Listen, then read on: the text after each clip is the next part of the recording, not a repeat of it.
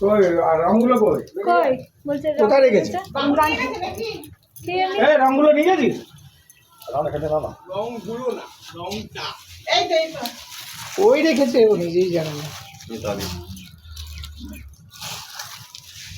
ধর হেঁটে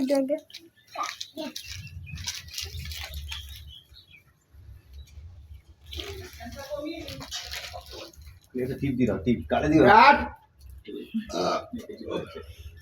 তুই রং খেলেছিস বাইরে বাইরে বাইরে বাইরে।